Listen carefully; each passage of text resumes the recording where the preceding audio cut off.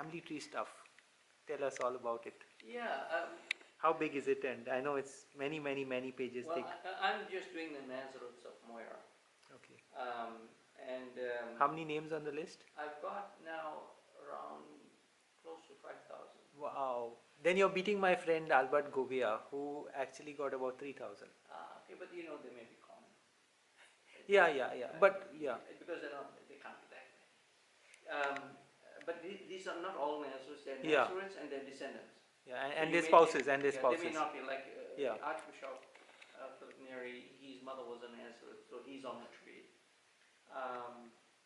And we have some very illustrious ones from Kenya. Like there's a guy J.M. Nazareth. J.M. Nazareth, yes. Yeah. Even his father was a great entrepreneur. Yeah. A famous guy, Joaquim Antonio. I know his daughter and his son. Yeah. And I'm in touch with J.M. Nazareth's son. Yeah. Larry Nazareth was a professor of computer science. Yeah. So actually, in that same his daughter is Jean Romnick. That's right. They also have one of their cousins is I believe he's Jerry Nazareth. If I got it right, Gerard. Okay. So this is a small clan from Moira. Yes. From the Nova Portugal area, whereabout? No. Actually, most of them are there. It turns out there are two clans. Okay. I didn't know this. Okay. While I was doing all this work, I was treating them as well. Connected to each other? No. Okay. True, they're independent. One is from Clan 1, or Vanguard 1. Yeah, Vanguard 1. Yeah. And the other one is Clan 3. And there are 5 clans in Moira. And the Clan 3 is bigger, much bigger. And some of the most illustrious people are from there. They even had a guy who was a High Court judge in Hong Kong and helped negotiate the independence of Hong Kong. Really? This Gerard Nazareth, related to J.M. Nazareth. I see. Yeah, and I've written for him in that book that I've given you on Moira. So, and thanks to the guy who really turned me on into this information is Leroy Veloso. And he explained about the clans at his young age. He was just 30 when he explained to me. I'm astounded actually. And he knows much more than people who are much older than him. And thanks to him, I began to understand. But having collected so much information, I decided to carry on tracking both clans. So I've continued to do that. Now, I've also teamed up with Leroy's cousin in England. His name is Richard D'Souza, and he's tracking the whole of Moira. I see. It is quite astounding. He's done a lot of amazing work also. Yes, I mean, a lot of what I've done is thanks to him. So, when you've got teamwork, you do more together. I mean, he and I are very excited because this is why I'm come to Goa now. I've come to do some more research. I've been spending all my days in the archives. Dusty archives. In your national archives. State archives, yeah. I found a bit of information that helped us connect 2 trees, 2 branches. We connect them together. We think we started off with about 30 branches. When we finish, there should be just 2, 1 for each clan. And we're getting there slowly. So Richard's got 14,000 and it's increasing so quickly. He is an amazing whiz. When I talk about my ability with numbers, he has got an ability to find databases around the world. Really? He'll find cemetery information in Nairobi, in Uganda, in different parts of India. He finds databases. He finds databases of all the priests of Goa, going back to the 1600s. He just found this among it. I see. And he has the patience to go through them. Father Nasimant has published a book on the priest of Goa, I think. Yes, but if you see the databases that Richard has access to, you just blow your mind. I see. Because it's not just on the priests themselves. It gives us the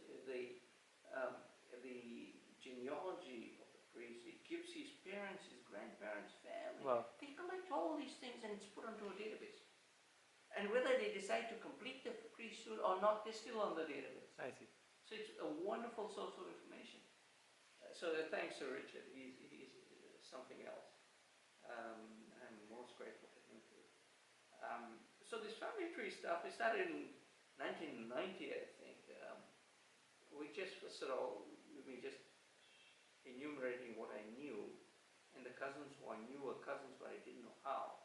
And then I visited the Moira church.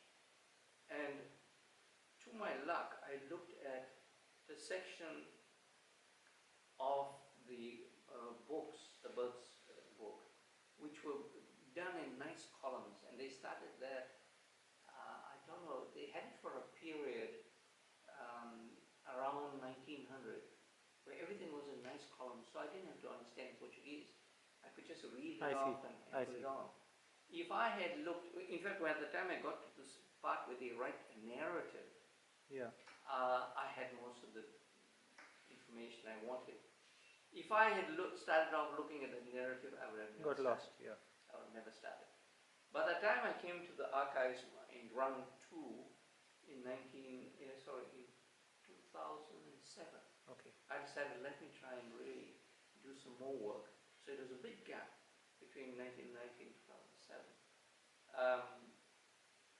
I then was introduced to these Portuguese records. I looked at them and I started looking for Nazareths, and I said, I'll take pictures of them and then I'll get somebody to help me translate. And you know, in the archives, you're not allowed to take pictures. So as soon as the first picture gets taken, they said, whoa, you got to cancel that right now, delete, delete, delete. And it became amusing because every new person that came did the same thing, and you hear the screams and shouts. By now, everybody knows, and so there's no screaming and shouting. But I looked at it and I said, oh my God, what am I going to do? So then I said, no, I've come here to do this, and about 2 weeks, I left. I went to a bookstore, bought a simple book on Portuguese, and I wrote down, translated all the keywords, days of the month, days of the week, names of the months, keywords, baptisms, deaths, marriage, and so on. All the keywords, so that I could, with difficulty, make sense of it. Any book. I got some very important information. I see. I was able to take my family tree from my great-grandfather down two more generations, just from that simple thing. And then I picked up, of course. So how do you exactly track it? Through birth records or what? Oh yes, well you can use, now I started off with, it turns out to be baptismal records, not birth records. But the baptismal record gives you the date of baptism and the date of birth. But the good thing about most baptismal records is they give you not just your parents, but they give you your grandparents. Are they in good state? Varying degrees. Okay. The ones from 1804, the baptisms are generally pretty good for Moira anyway. But you know, there are all sorts of crazy things happening, and things they've taken up. Sometimes people pinch the books. I see.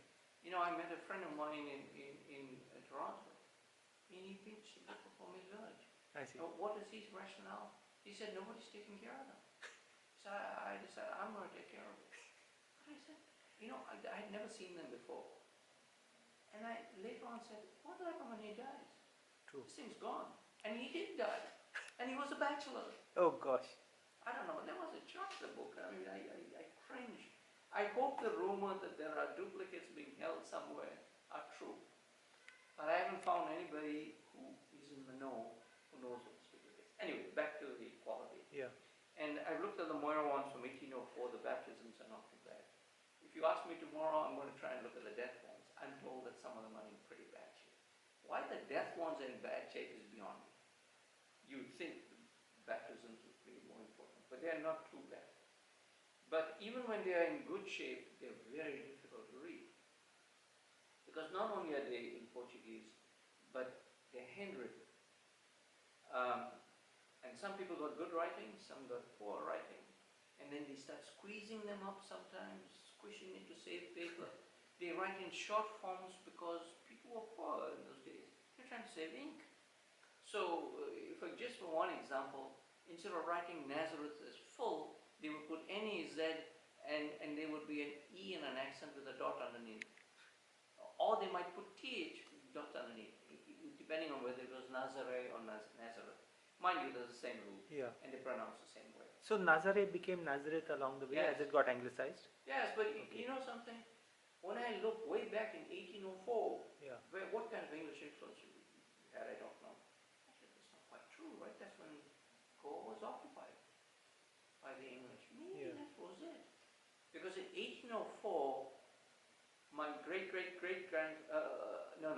my great-grandfather's birth record was written Nazareth. They pronounced it Nazareth, but they wrote Nazareth. I couldn't believe it. I see. But I looked, my father's, the books say Nazareth. So what's your family migration story? Singapore, Malaysia, Malaya? Oh, yeah, they're all over the place. We went to, because my father first went to Karachi. He worked in Karachi for some time. His elder brother, he was the youngest of the brothers. So there were three brothers and they all worked together. My elder brother, he had a great business and he was an amazing businessman. In Karachi? In Karachi. He makes, he's thinking rich. But he This had is no your stake. uncle? This is your uncle? Yes, my uncle. Named? He had no, his name was Mariano Felipe Uzai. We knew him as Rosario, Okay. Uncle Rosario. And he was such a brain. They used to say about him that he could break a stone by thinking about it. He was that smart. I see. But he had no staying power. I won't go into why or how.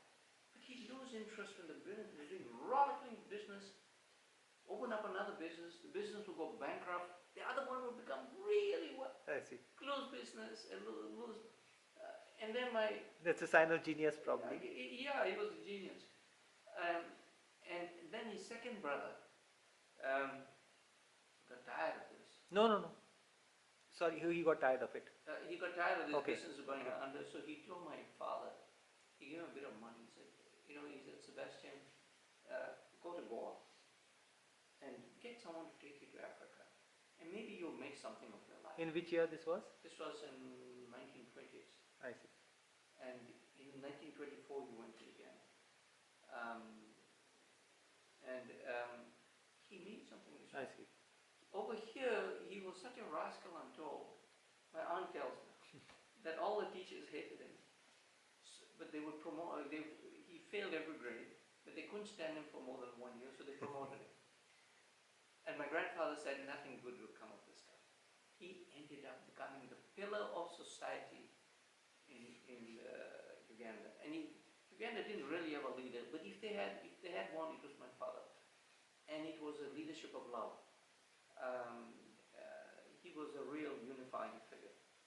And he then really made something. He became the chief auditor over time, teaching himself to make up for the times he was, messing around. It looks like I copied it to some extent. And so he said he supported a lot of his family, his extended family. So this Malaya part, that's your mom's side of the That's family? my mother's side. Okay. And they are, by surname, they are? They're Gomez's. And they're from a village of San Matias in Bivar. I'll finish this story. Yeah. I'll tell you a little bit about that.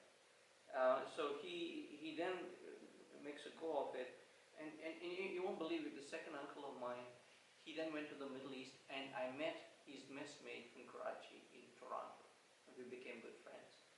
And I told him the story, and he says, that was your uncle. He was just like him.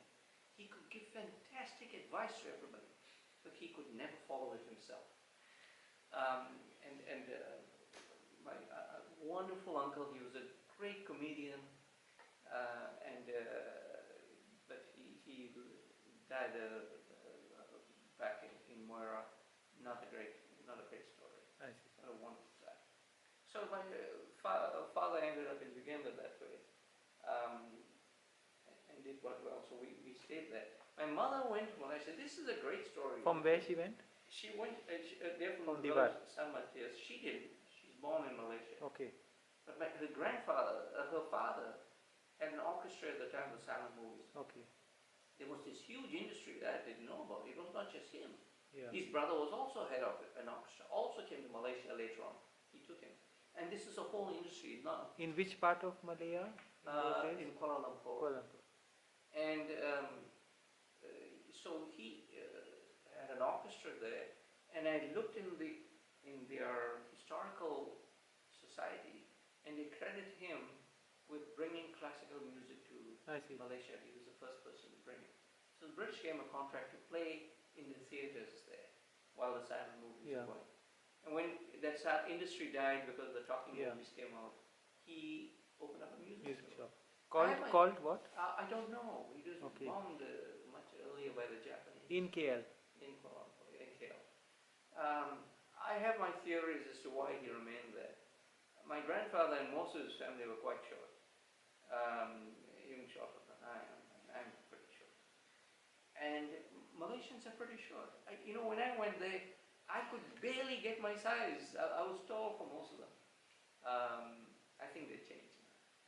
And so I think he felt, this is it. This is my place. And so he stayed there. And most of my family, not all of them, some of them are quite tall. But he had 17 children. 17? 17. Wow. He was married twice, but he had 3 from his first wife and 14 from the second. And my mother was the eldest of the second. And they were great musicians. I see. And while checking through family records of some ideas, if you look at marriage records, they tell you the profession. Yeah. The number of people whose professions are musician, I can't tell you. And many of my mother's relatives were very big in Hindi movies in Bombay. And with the surname of Gomes? Gomez. Okay. Johnny Gomez is one of them, and they've been mentioned in books about jazz in Bombay.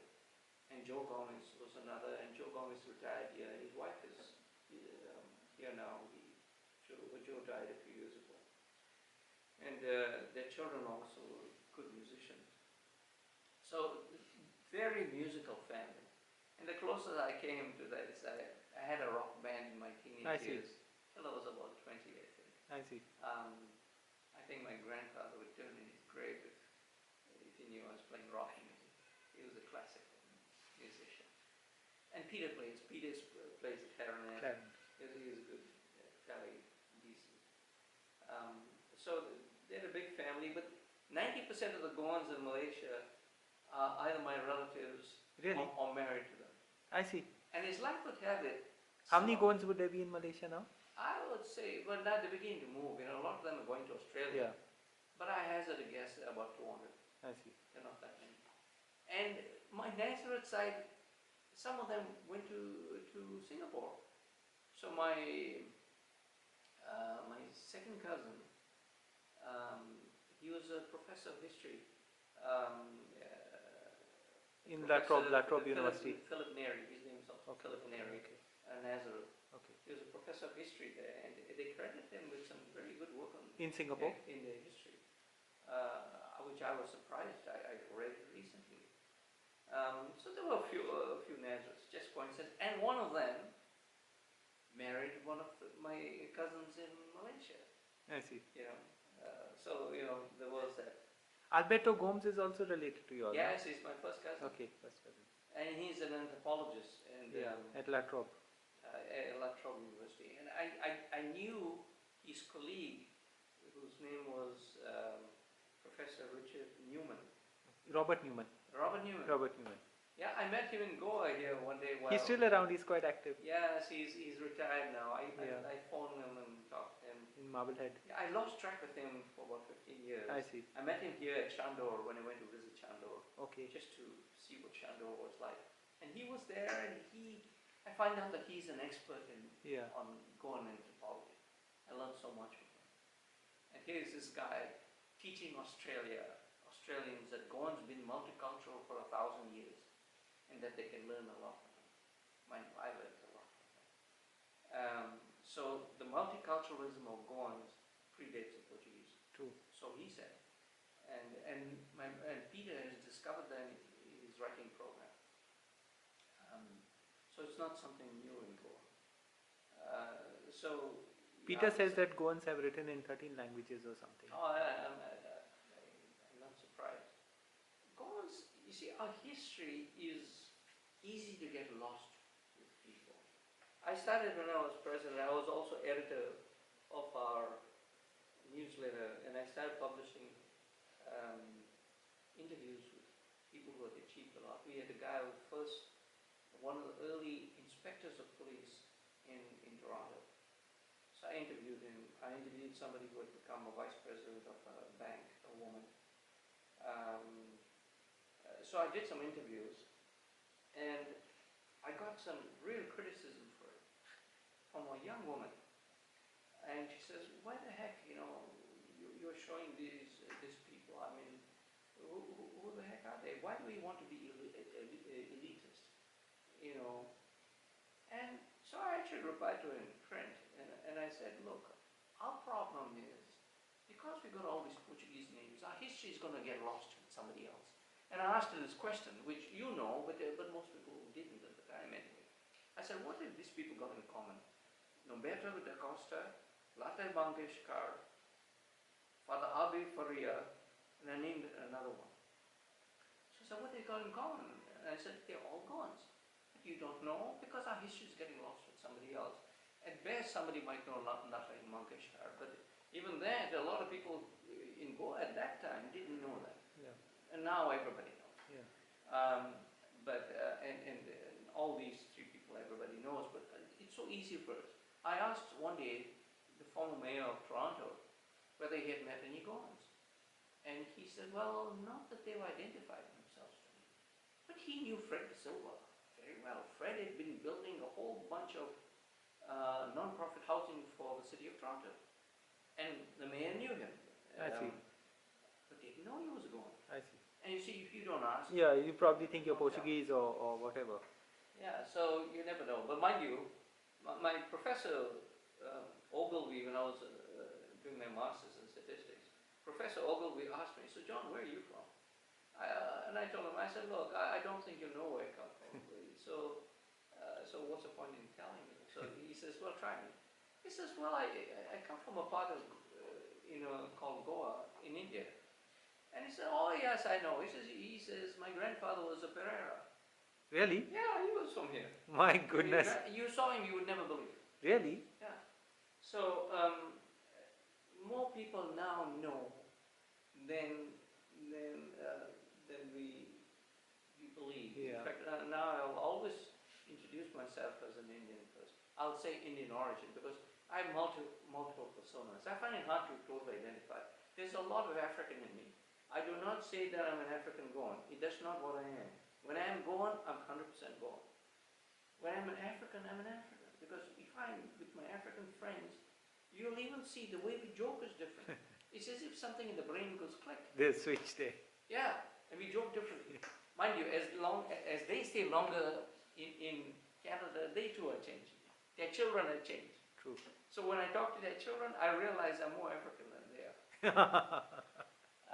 And one of them used to be, their father used to be a political leader in Uganda and got assassinated by Idi Amin. And that's when Who was this? There's a guy called John Kakonge. Okay. He never became prime minister, but he challenged the guy who became leader of Uganda, the president. He challenged him for leadership to the party and came that close to beating him. And he was a very young guy. At the age of 28, he did I that. see. And so his wife is in Toronto, and I met her, and she knew Goans very well, and she knew all the gossip about Goans. I see. Oh boy, this is fantastic! All the stories about houses. I see. I'm amazed. I see. But her children, her daughters grew up in Canada, knew nothing, and they were asking me what was life like in their father's time, Wow. because they never knew him. He got assassinated too early. Gosh. So I was telling them stories about their father, because I knew the father very well. So I'm part African, and now I'm Canadian as well. And I think my conclusion maybe is to do with Robert Newman about being multifaceted. And I look at it as multiple personas, and the personas can operate on their own. Yeah. And so I'm Canadian, I'm Indian, I'm African, I'm Goan, and all these things. I don't even know, I don't remember why I brought it up. Oh yeah, because we are all over the place. Goans are everywhere, right? So we found a way to be Goan while being in another country. And Goans sometimes don't appreciate that. They think that, these bloody Canadian, overseas Goans, they said that about East African Goans. They think no end of themselves. And I certainly those who come from Canada, that's not what we are. We come here to discover, come and learn about God. Because, you know, you're not coming to show off to anybody. Yeah, yeah. I mean, it may seem as being culturally different, but there is a search. There is a strong search. Yeah. But the only question that people here ask is for how long will it continue? You know, because it may water down with the generations. You feel so Yeah. over it. Would they But, rediscover it? Let me dwell a little bit longer. Yeah. While this is going on and people are, you know, saying these things about foreign gods, here we have our international Goan convention, Yeah. organized by former President Zulema D'Souza. She's been a most active president of the GOA. I remember it still. Many people Fantastic. do remember it. I think 1990 or 89 or 1988. 88. And Herculano Dorado came Yeah. there. He was he was the mayor of Vasco. Vasco. I think. He came there. He was astounded. You see, now he's an army leader. He's looking at it. Now he doesn't have any the prejudices that he Yeah. introduced here. Yeah. And he made this beautiful statement. He said, maybe Goa is where Goans are. Yeah. Because he saw so much of Yeah. Goa in I think the internet has also changed it because Yes. it's made communication all that Yeah, much more yeah. possible. Otherwise, you know, it was difficult to understand each other. Oops.